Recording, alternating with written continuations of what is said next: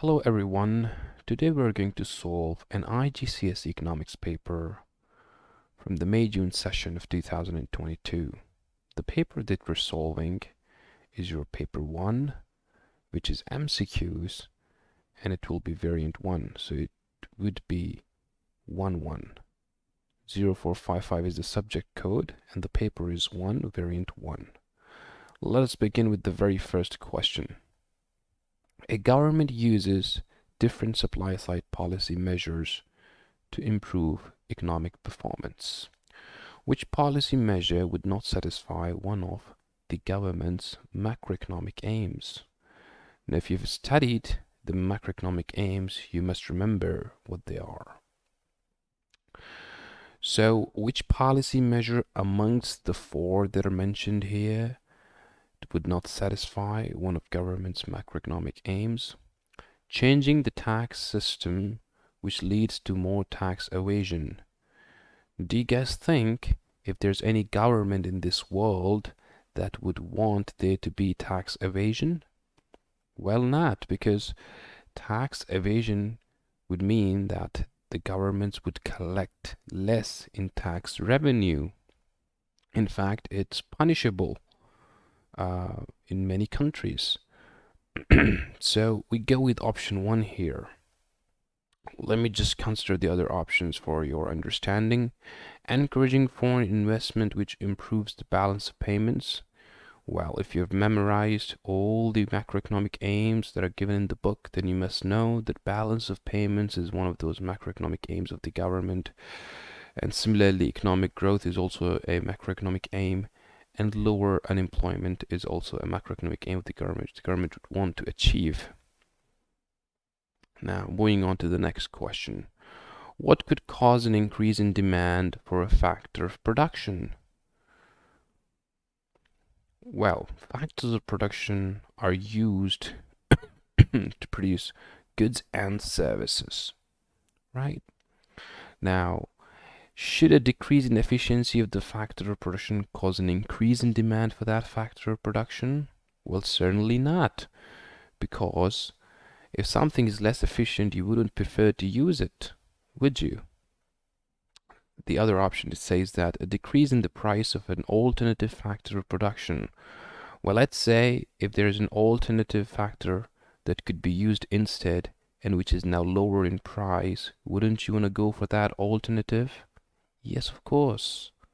So obviously, a decrease in the price of an alternative factor of production would not cause an increase in the demand of the factor of production to which there is an alternative. So we cannot go with that option either. Increase in demand for the good or service produced. Well, yes, we can go with that option. Well, let's say if we're talking about a product, let's say cars. If there's an increase in demand for cars, there's certainly going to be an increase in demand for steel, which is used in manufacturing those cars. And there will be an increase in demand for the engineers that are that are used in producing those cars. Now, we often take the example of labor, and we often call it as derived demand. Why is labor considered to be derived demand? Well, labor is one of the factors of production for which there is demand, and it increases when there's demand for the product which the labor produces, right? So if there's an increase in demand for the product, there will be in turn an increase in demand for the labor that's used in the production of that particular product, whatever that might be, right? So an increase in the demand for a factor of production would be caused due to an increase in the demand for the good or service itself, which is produced using the factor of production. So we go with option C here. Moving on to the next question, which components, in addition to gross domestic product per head, are included in the Human Development Index? Now, you best remember what HDI is. It actually assesses the level of development in economy using not only the level of income per head, for which we use to measure GDP per head, but also the education, the level of education, and the quality of healthcare that's accessible by the by the citizens or by the members of that particular economy. So, does average earnings and equality of income get included in HDI? Well, not. This does not get included in HDI. Does balance of trade and balance of payment get included in HDI? Well, this doesn't get included in HDI as well. Life expectancy at birth, which can help us understand the level of healthcare and the quality of healthcare, and expected years of schooling, which of course be in relation to education. Now, these are two elements that are included in HDI. So we'll go with option C. So whenever there comes a question of HDI, that is Human Development Index, remember, they're going to talk about income, they're going to talk about education, and they're going to talk about healthcare. These three elements must be considered within the index of human development, which is Human Development Index, right? You've got that data on the internet, you can check that out as well. Well, question number 4. The US government introduces tariffs on steel imported from China. This increases the price of imported Chinese steel. So obviously, when a country will impose a tariff on the imports, the price of these imported products would increase in the domestic market. Whose income would be likely to increase as a result? Well, US government certainly would see a rise in the revenue that would be collected in the form of tariff that is imposed on Chinese steel. Do Chinese steel producers tend to benefit from the imposition of tariffs? Well, obviously not, because now Chinese imports have become more expensive, and they might even see a decline in their revenue due to lesser demand for Chinese steel, because there's a tariff on import of Chinese steel. Perhaps customers would prefer steel that is coming from elsewhere, or perhaps being produced domestically. So Chinese steel producers would not experience an increase in their income, but the US government would definitely experience an increase in its tax revenue. So we'll go with option C. Moving on to the next question. A government retains unemployed industrial workers to increase employment opportunities. Retrains, sorry, not retains, but retrains. Sorry, guys. The policy may have adverse effects on other macroeconomic aims. What illustrates this situation? Now, let's say if the government were to retrain unemployed industrial workers to increase employment opportunities, what possibly could go wrong, and what other macroeconomic aims would the government want or would have to compromise on? Let's look at the options. Better skilled workers may increase productivity and improve economic growth. Well, there's no compromise here on part of the government. It's good that there's economic growth, so we cannot go with that option. Option B, increased wage earnings capacity may lead to demand pull inflation. Well, yes. When the unemployment rate is reduced, and obviously when there's a higher level of spending in the economy, there perhaps could be demand pull inflation, which is not desirable by the government. It's not one of the government's macroeconomic aims. In fact, the macroeconomic aim of the government is to have a low and steady rate of inflation, and obviously there will be an adverse impact on the prices if there were to be an increased spending directly resulting from a reduction in unemployment. So we'll go with option B here. Let us move on to the third question. The diagram shows the demand and supply for apples. The price of apple, you can see here, it's $2 per kilo, and the total quantity that's traded in the market is 600,000 tons. All right. So to what extent is the market for apples in disequilibrium at the price of $2.5 per kilo? So you have to look at this price here. Identify the price range. $2.5, you see at this price point, the demand stands at 400,000 tons and the supply stands at 800,000 tons. So what do you experience here? There's an excess supply because supply is more than demand. Supply is 800 while demand is 400. So you can say that supply exceeds demand by 400,000 tons. We'll go with option D here. Now let us look at the other question. The diagram shows the fixed costs, variable costs, and total costs of a firm at output S. So let's say this is the output S here. Now, which distance represents the firm's variable costs? Now, you need to understand that this here is fixed cost. If you've studied break-even, this distance from R to S represents fixed costs. And at this point, at this level of output, the variable cost, well, the variable cost curve, let's say it would start from here, from 0, because at 0, when the output level is 0, the cost is 0. And as the output keeps rising, the variable cost starts to rise. So you will go with option D, which says that QS, this distance here, is what represents the total variable cost at output S. The firm's variable cost at output S, which is QS. Now, why won't we go with the other options, like for example QR? Well, look, I mean, if you go with QR, I mean, it does not make any sense. QR does not signify anything for a fact.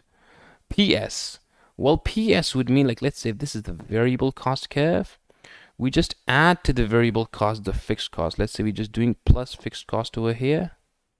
And here you've got the total cost curve. So PS is the total cost, which includes the variable cost QS, and PQ, which is the fixed cost. Because you see the distance RS and PQ is similar, right?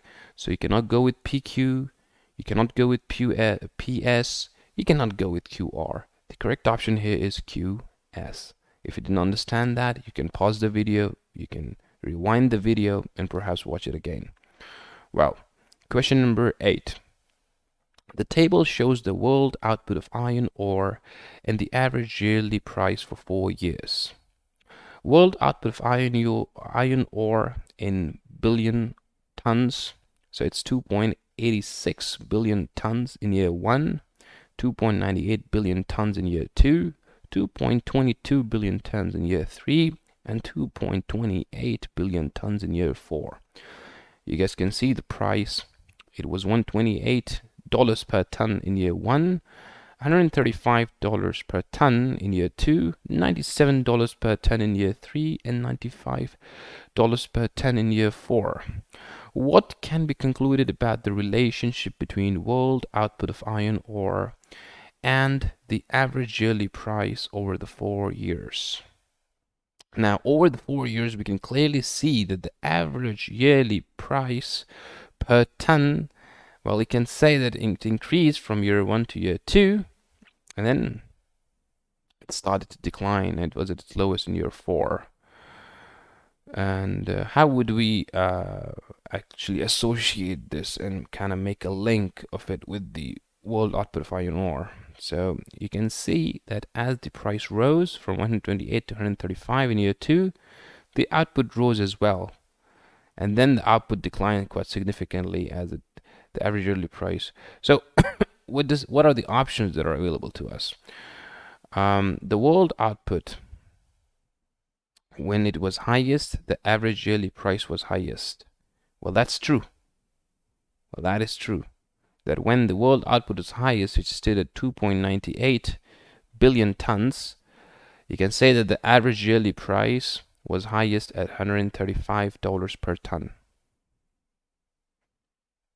What can be concluded about the relationship in the world output of iron ore and the average yearly price over the 4 years?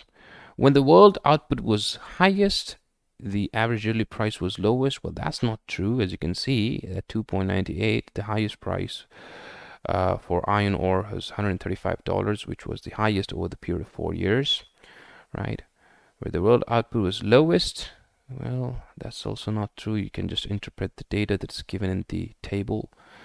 Well, when the world output was lowest, the average yearly price was lowest. Well, the world output was lowest in year 3, and the average yearly price was not the lowest in year 3. So this is also not true. So the only thing that can be established is that when the world output was highest, the average yearly price was highest. And this is true for the period of 4 years, for which we have the data given here in the question. Well, let's move on to the next question. A firm has a price elasticity of supply for its product. What does this indicate? It can increase revenue by reducing the price. Remember, it's price elasticity of supply. It's not price elasticity of demand. We can make that decision to reduce the price if the demand is price elastic, and that would increase revenue. But for price elasticity of supply, it would not stand to be true. Okay, it can quickly respond to changes in price. Yes, because the percentage change in quantity supply divided by percentage change in price is elastic. That means supply is highly responsive to any changes in price. It can quickly respond to changes in price. That's technically the definition of the elasticity. And you can apply that definition to supply and PES, and it would come up with this conclusion that it can quickly respond to changes in price. It keeps very low volumes of product in stock. Well, that's not true, because that would not mean that it is elastic. It produces a good that has close substitutes. Again, that has to do with the elasticity of demand. So when a product has more substitutes, the demand tends to be highly elastic for that product.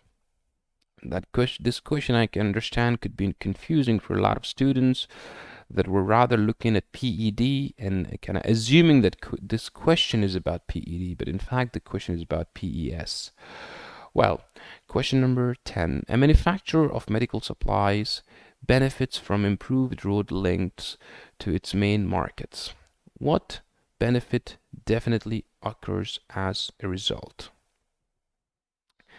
Increased average revenue. We do not necessarily know whether the revenue is increased or not as a result of improved road links to its main markets. Its average cost of production has certainly gone down, and that's because of economies of scale. And this kind of an economies of scale is your external economies of scale, because the manufacturer of medical supplies, benefits from an infrastructure that is shared by all businesses, that is common to every other business that is in the similar situation and is benefiting from road links to the main markets. So it's increased external economies of scale. We wouldn't say it's internal economies of scale, because there are different kinds of economies of scale which can be, classified as internal, but improved road link is not one of those internal economies of scale, and we cannot say it's increased market share. Next, which row shows an essential characteristic of competitive markets and monopoly markets? Now, you guys need to understand the different market structures, and on the two extremes, on the one extreme you've got competitive markets, and on the other extreme you've got monopoly markets. So in competitive markets, well, there's certainly many buyers and many sellers. So A and B can be true, but single buyer, single seller is not the case for competitive markets. So we will not go with option C or option D here. And in monopoly, well, there are many buyers, right? But there's a single seller. So we cannot go with option B as well, because saying that there's a single buyer in monopoly, well, that's not monopoly essentially. In monopoly, there's something that stands true for monopoly, that there's a single seller, there's a single producer, and the many buyers. And that's why monopolies have absolute dominance over the market. So yes, we'll go with option A here. In competitive markets, there are many buyers, and there are many sellers as well. But there certainly are many buyers. We can go with that one. We could have gone with option B as well. But saying that in a monopoly there's a single buyer, that's not true. There's a single seller in a monopoly. In fact, there is a structure which is quite similar to monopoly, where there's a single buyer. This kind of a business is called a monopsony, right? A monopsony is where there's a single buyer. There might be many sellers, right? But when there's a single seller, then it's a monopoly. And when there are many buyers, it's also true for monopoly, but in competitive market as well, there are many buyers and there are many sellers. So we'll go with option A, which makes the most sense. Well, question 12. A student has nothing to do on a Friday evening. She withdraws $5 from the $100 she has in a savings account and buys a present to take to a party to which admission is free. Okay, what does this involve? The opportunity cost equal to $95. Well, $95 is what's left with her in her savings account. She just withdrew $5. Well, that's definitely not opportunity cost.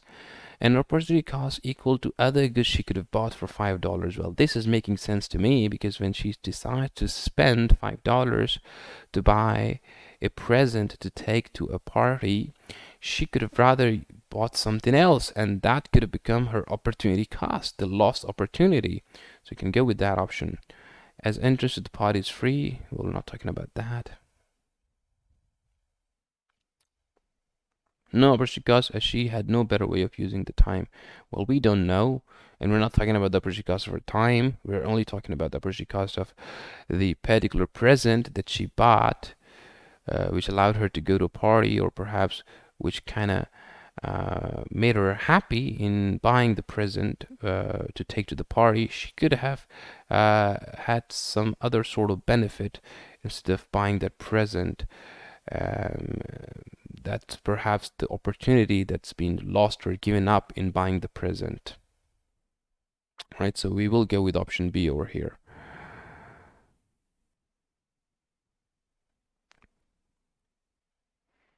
Now looking into our next question, the development of artificial intelligence in machines raises the productivity of capital. What will be the effect of this? The cost of production will increase. Well, remember, when the productivity rises, the average cost of production goes down because of increased output. So we cannot say that our cost of production will increase. The demand for capital will increase. Well, this could be true because if now the machines are highly productive, they could be substituted for labor, and businesses could perhaps be more capital intensive due to high productivity of machines. A lot of businesses would in fact prefer using machines, right? So we can say the demand for capital will increase. We'll go with option B here. The price of capital will fall. Well, it depends upon the supply of capital, but we certainly know that the productivity of capital has increased. We sure don't know about what's the state of the supply of the capital with, in the market, or the machines which are highly intelligent and obviously use technology that's much more productive now. But we know that they are productive, so their demand is going to increase. We cannot tell much about supply, or we cannot come to that sort of conclusion with the statement that's been given here, right? So we cannot say for sure if the price of the capital will fall. The supply of capital will decrease. Again, we are not sure about the supply. We certainly know that the productivity of capital has increased, so we can expect its demand to rise, but we are not yet certain about the supply of capital. So we will go with option B over here.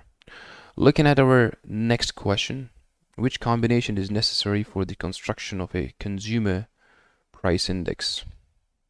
Which combination is necessary for the construction of a consumer price index? So if you guys know how to compute a consumer price index, which is used to measure price inflation, and price inflation is in a sense the general increase in the prices, or increase in the general level of prices of goods and services in an economy, which can also be mentioned as price stability. So consumer price index actually helps us evaluate that how stable the prices are for goods and services in an economy. In order to compute a consumer price index, we must have a base here, and we must have the weightages which apply to the items which are listed in the index. So we can go with yes here and yes here, and we do not need to have necessarily have a knowledge about what the price stability situation is, because CPI is in fact used to measure price stability. It's not needed to construct price stability. So we don't need it to compute our CPI, but rather we are actually trying to understand if the prices are stable or not through the use of CPI when we are computing our inflation rates. So we'll go with option B here. Now, I understand a lot of people wouldn't be able to figure out how to solve this question if they do not know the consumer price index computation. So for that, you need to have an in-depth understanding, and you must attend a full lecture. We might have it over YouTube, we might not have it over YouTube. Perhaps you can refer to the book and get some insights into how CPI is calculated, and only then will you be able to figure out that why is it that we need a base here and we need the weightages. But one thing is quite understood, that CPI is used to measure inflation, which is in fact price stability. So we will not say that it's necessary for the construction of CPI. A government removed the quota on goods imported into the country. Well, I always get confused with this one, because removal of quota means that the government has removed the limit. This would increase the imports, right? We often confuse it by interpreting it as the government has now imposed the quota. But the government has removed the limit on goods imported into the country. What is most likely result of this? A decrease in demand for domestic production? Well, yeah, because now there's no limit to the amounts that can be imported, and there's more being imported now, so more consumers would buy more of imported goods, so there could possibly be a decrease in demand for domestically produced goods, not decrease in demand domestic production. Yeah, we could say that as well. But let's look at the other options. A decrease in domestic, well, that's not true. A decrease in exports, we have got nothing to do with the exports when we are talking about the quota on imported goods. A decrease in the balance of trades deficit, well, that deficit would rise when imports are rising, and we're assuming that there's nothing else changing. So with imports rising, of course, it's not good for the balance of trade. So yes, we go with the first option, a decrease in demand for domestic production, because now there are other imports that are available towards which the consumers can spend, and hence, this will come at the expense of the consumption of domestic production, which will decrease the demand for domestic production. All right. Question number 16. What is an advantage of a country having a market economic system with a large private sector? So there are three economic systems, and I hope you know about that. Firms can become unprofitable if they do not produce what consumers want. Market forces often fail to ensure maximum benefits for society. Well, is this an advantage? This is like common sense. If a country is having a market economic system with a large private sector, understand that. I mean, it's a particular economic system with the sector, with the private sector. I get it. But is this an advantage? Option B. Market forces often fail to ensure maximum benefit to society. When there's failing, it's not an advantage. Some goods may not be provided at all or not in sufficient quantity. This is also not an advantage of having a particular economic system, no matter what that system is. There is an unequal distribution of income which can increase over time. Again, this is a disadvantage of market economic system with large private sector. So we'll go with option A here. Firms can become unprofitable if they do not produce what the consumers want, and this is how the market mechanism works. The consumers, what they want, only those things are produced, and that's how we achieve allocative efficiency in a free market economic system through market mechanism. Firms that do not produce what the consumers want will face consequences. They will see the demand for the products going down, and hence they will, go out of business eventually because they wouldn't be making any profits, as none of their products would be demanded by the consumers. So it's the consumers that are ultimately determining that how the resources would be allocated in the markets. It's their choice in a free market economic system, and they cast in their vote whilst they are creating demand for a particular product towards which the resources are being allocated by the suppliers, because they have an incentive to make a profit in doing so. And again, this is also a very complex topic here about market mechanism, and we often teach this in our class in a lot of detail. So I hope the students that have already learned it kind of have an idea now that why we would go with option A. Moving on to the next question. What is an example of a fiscal policy measure? Increasing the exchange rate. Remember that the exchange rate is part of your monetary policy. It's not your fiscal policy. You cannot go with that option. Reducing the power of trade unions. This is your supply side policy. It's not your fiscal policy. Reducing the rate of corporation tax. Again, this could be your supply side policy. However, this can also act as your fiscal policy as well. Option C. Setting lower interest rate. Again, interest rate has to do with the monetary policy. Why? Because remember that fiscal policy has to do with the total level of taxation, and that is, of course, the taxation affects the government revenues. So the governments, when forming their budgets, they determine that how much taxes or what kind of taxes would be imposed on the public, and where or in which areas, which sectors would the government incur expenditures, the government spend money. So the government spending and the taxation, these are the two main tools that are used for government's fiscal policy. Now, depending on what the fiscal policy is, it's a decision to either reduce or increase the taxes. It can vary. For example, in an expansionary fiscal policy, when the government is in pursuit of an expansionary fiscal policy to achieve economic growth or reduce the rate of unemployment, they are expected to reduce the tax rates and increase the spending. And the government is pursuing a contractionary fiscal policy in order to control inflation, then they would seek to perhaps increase taxes and reduce government expenditure. Now again, fiscal policy measure is a topic that must be learned as part of your macroeconomics, and it should be thoroughly learned, not just simply learned. It should be thoroughly learned because it's definitely going to come in exam. Question number 18. Why would an increase in interest rate potentially lead to lower inflation?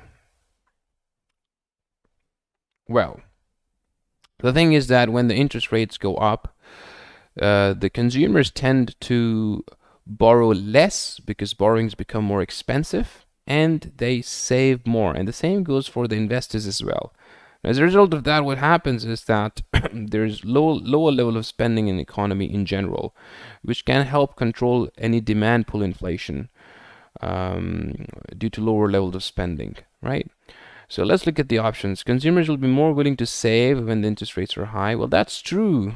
And if consumers are saving, they're not spending. And when they're not spending, that means it can lead to lower rates of inflation, particularly in the case of a demand pull inflation, where the inflation is actually due to high levels of demand in the economy. Okay, consumers may be more willing to spend when interest rates are high. This is absolutely untrue. Producers will be more willing to borrow from banks when interest rates are high.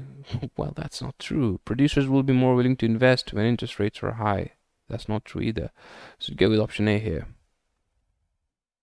Which government action will not add directly to the quantity or quality of human resources?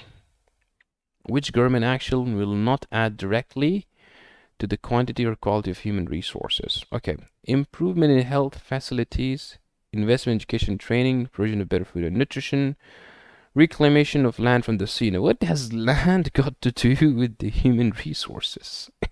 Come on, man. This is certainly not adding to the directly to the quantity and quality of human resources. The other options, well, improved health would mean, more active workforce.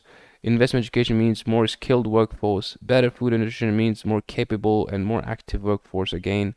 So when we say reclamation land and sea, this is kind of a odd one amongst all the other options. when we're talking about the improvement in the quantity and quality of human resources, or perhaps labor. What is a likely cause of economic growth? Well, decreased employment? No, because if there's less employment, how would there be economic growth? Because you're not fully utilizing all the resources that you have. This cannot be true. Decreased investment? Again, this is not true. An increase in investment means that there would be more economic activity being generated as a result. Decreased productivity? Again, not true, because with lower productivity, we're achieving less. We're using more output to achieve less input. That's what productivity is, output over input. So when our output reduces in relation to the inputs, that means our productivity has decreased. And with lower output, of course, the economic growth is likely to be slower. Okay, decreased taxation. This is true because this is also expansionary fiscal policy. With decreased taxation, the consumers are expected to have higher levels of disposable income, which they are expected to spend. And as a result of this spending, we can we can experience economic growth. All right. Okay, this question here, 21. An economy experiences a recession and moves from full employment to 5% unemployment. Which movement from X to Y on the PPC1 shows the consequence of the economy? Now remember that the PPC stands where it is. It's just simply that there's unemployment of 5%, which means that we are producing below our capacity because 5% of our capacity is sitting idle because there's unemployment of 5%, right? 5% of our employees are sitting idle, and our employees are our potential to produce goods and services, no matter what those goods are, whether capital goods or consumer goods. So we're initially at point X with this full employment right here, and then move to point Y with this 5% unemployment. So we're going to go with option A here. There's no shift. Our capacity still is there. It's just that it's unemployed. If our capacity would have reduced, then there would have been shifts. So you cannot go with this option. And here it says that we were potentially producing outside the curve, which is not possible. This is unattainable. So we cannot go with this one as well. And here it says that despite unemployment, we're still on the curve. This is not true, because if there was 5% unemployment, we couldn't continue to work on full capacity, which means full employment. So we cannot have this transition from X to Y while Y is on the curve itself. So this is not true either. So we'll go with option A here. Moving on to the next question. The table shows 3 people, X, Y, and Z, spend their income. Well, they're spending their income in different areas: food, clothing, housing, entertainment, leisure, and luxury goods. Okay, what is the likely order of income from lowest income to highest income for these 3 people? Now remember, guys, this kind of a question always comes in exam, where you have to interpret the data given in this form. And remember, they're asking you from lowest income to highest income. The person with the lowest income is expected to spend majority of their income, or his or her income, towards basic necessities, towards fulfilling the most basic necessities.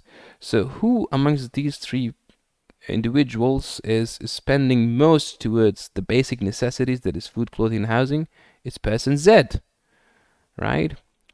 And they're spending the least on the person Z is spending least on luxury goods. That means they're not very rich, because if they were rich, then they would have been spending, or if that particular person was rich, he or she would have been spending most of her or his income towards luxurious goods, right? Towards the consumption of luxurious goods. So person Z is the one with the lowest income, and the one with the highest income is the one that spends most on luxury goods and least on basic necessities, and that's person Y. So person Y has got the highest income, and person Z has got the lowest income, and person X has got something in between the highest and the lowest income, because yeah, you get it. It's they're spending in between the two in terms of luxury goods, and between the two in terms of food, clothing, and housing. That's basic necessities. So the order would be Z with the lowest, and the second lowest income would be X, and the highest income would be Y. So it would be Z, X, Y, and we'll go with option C here. All right. The next question: why would standards of living fall when there is a recession? Okay, the government would increase taxes to combat the recession. This is not true because the government is expected to reduce the rates of tax during recession so as to spur spending and stimulate the economy so there can be economic growth. So this is not true. Okay, the purchasing power of the households will fall. The value of the domestic currency would increase. There would be a rise in the level of immigration. Now, let us consider all these options. Again, the purchasing power of the households will fall during recession.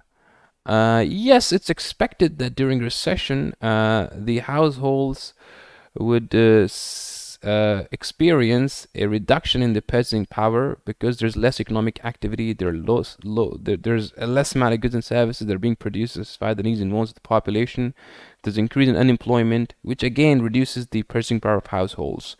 So with unemployment, people have lower levels of income, and their purchasing power falls, and as a result, their standard of living falls. So you can go with option B over here. The value of the domestic currency would increase. How can we say that? During recession, there's less levels of spend. There are low levels of spending, and due to that, what happens is that the value of the domestic currency actually falls as well. And we cannot say if there's any particular relation between the value of domestic currency and recession and why it would cause it to rise. And if it anyway it's going to affect the standard of living. This would make it very complicated here. We can actually talk a lot about it, but this would make it very complicated. There would be a rise in the level of immigration. Well, this is certainly not true because during recession, who would want to come into a country where there's recession? The government would increase the taxes. Well, this is, again, as I told you, that this is a wrong approach by the government if the government would increase the taxes to combat the recession. A government would never do that in first place until unless the policy makers are not very well informed on how the economy works. Okay, what is the purpose of an economy's production possibility curve? It answers the questions of what to produce in an economy. Well, does it? I don't know how. I mean, you guys can figure it out for yourself. Let me look at the other option. It enables microeconomic decisions to be taken by firms. It measures supply of goods and services available in the economy. It shows the productive capacity in the economy at a point in time. Well, this is the most appropriate statement, that the PPC curve shows the productive capacity in an economy at a point in time. The governments of low-income countries often allow foreign multinational companies to mine minerals in their country. All right. Which conflict between the benefit and cost might this cause the low-income countries? Okay, let us read this statement again. The government of low-income countries often allow foreign multinational companies to mine minerals in their country. Which conflict between benefit and cost might this cause? Okay, so let us look at the benefit, a potential benefit of MNC coming into a poor country or low-income country and mine the minerals in their country. And what's the potential cost of such an event happening? The benefit is that there's improved balance of trade. Is that so? Or there's higher employment? There is an increased profits for the MNCs. Well, that's not the benefit for the low-income countries, so that cannot be true. There's more sustainable development. We cannot be sure about that because mining is not really, under is going to ensure sustainable development. It's rather likely that due to mining, the environment would be compromised and the development would not be termed as sustainable in that case. Okay, the first two options sound reasonable. The cost is that there's efficient production. Can that be a cost to a country that there's efficient production? No, economic growth is also not a cost. So we can definitely not choose C and D. Loss of a finite resource, well, that is a cost to a low-income country, that the resources are being mined and they're losing these resources, which will ultimately get depleted, right? and they cannot be replenished because minerals, once mined, of course, they're gone forever. They're not a renewable resource. They're non-renewable resource. So that's a cost to the low-income country of allowing the MNCs to come into their country and mine for their minerals. Training by the MNCs is an advantage, it's not a cost, so we cannot go with option A here. We'll go with option B in this case. Training by MNCs, it's a good thing, right? It's not a bad thing. Loss of fine resources is the bad thing. It's a cost to these countries which will allow MNCs to come in and establish and mine their resources. So yes, we'll go with option B. Question number 26. The table shows some economic indicators. Which increase in the first indicator is most likely to lead to an increase in the second indicator? Well, this sounds interesting. Budget surplus should or would it lead to an increase in consumer saving? Well, budget surplus means that the government would be taxing the public more and spending less. So this would mean the consumers would have less money or lower disposable incomes. This does not mean that they will be able to save more now. Consumer spending increasing, and would this increase unemployment? No, it would reduce unemployment, because when consumers are spending, the economy is expanding in size. There's more economic activity being generated, which requires more laborers to be employed. Yes, it requires more labor to be employed, and the unemployment rate would go down. So this cannot be true as well. The third option, option C, if there's inflation, there's going to be trade surplus.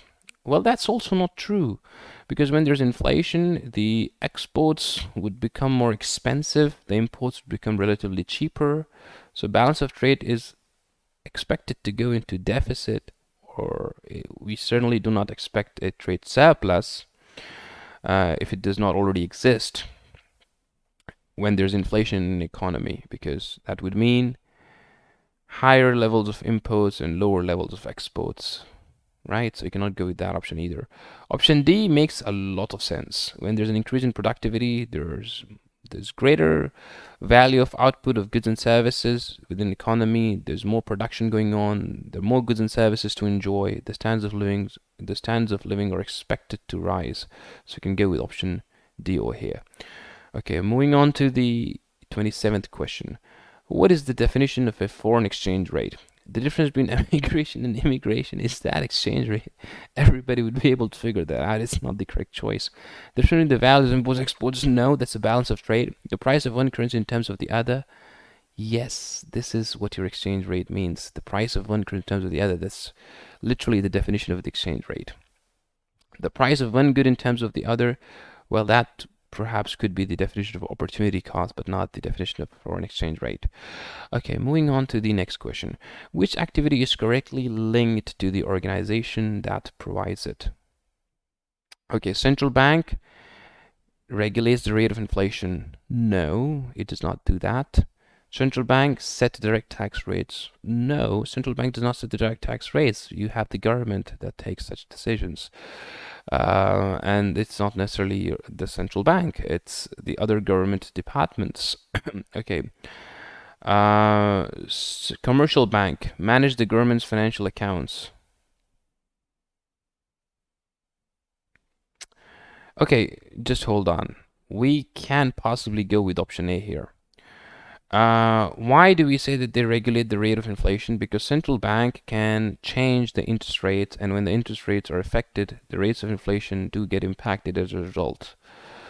If you're saying commercial banks manage the country's financial accounts, this is not true. And commercial banks safeguard the country's foreign reserves, it's not true either. Commercial banks are high street banks that are,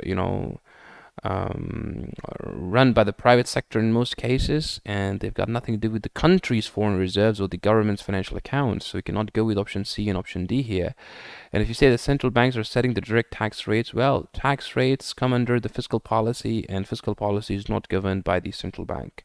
So the only obvious option here is the central bank regulate the rate of inflation, and that's possible because they have a very important tool, which is interest rates, and due to the change in interest rates or perhaps even exchange rates, the rate of inflation is regulated. Right, so you can go with option A over here. Okay, question number 29. Which topic is not included in microeconomics? This is rather simple. Consumer demand is a topic of microeconomics, so that cannot be correct. Economies of scale is a topic of microeconomics. Forms of competition of microeconomics. Inflation is covered in macroeconomics. In fact, it's one of the key macroeconomic aims, so it's part of your macroeconomics, not microeconomics as it is mentioned here. So we'll go with option D in this case. Now, for your last question, what is likely to cause an immediate decrease in the size of the labor force?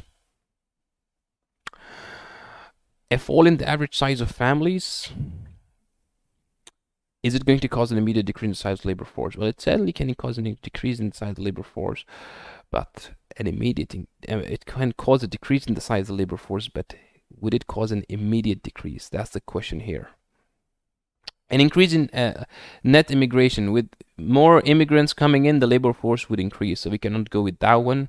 A reduction in the age of retirement would mean that there are more people that are available to work due to there are less people available to work due to reduction in the age of retirement. So this will immediately decrease the size of the labor force, because so many people that are not part of the labor force will suddenly, all of a sudden, they would become unable to work due to a reduction in their. Remember, this is a reduction. This is not an increase in the age of retirement. So all of a sudden, there will be so many people that will disappear from the workforce because of reduction in the age of retirement. So you can go with option C here. A fall in birth rate can cause a reduction in the size of labor force because it will cause a fall in the population, and it will affect the working population as well. A fall in the average size of families can also perhaps affect the working population as well. But these are not immediate effects. An immediate impact on the labor force would be due to reduction in the age of retirement. So you can go with option C over here. So with that, you're done with all of your 30 questions. I hope you guys try to solve these by yourselves while you're listening to me and watching me solve these questions. For further guidance and support, you guys can visit our website and perhaps send us your inquiries or email and leave comments and subscribe to our channel to keep watching our videos that we post every now and then. And we wish you all the best for your upcoming exam sessions, whatever they might be. Just work hard and do good. Have a very beautiful day. Goodbye.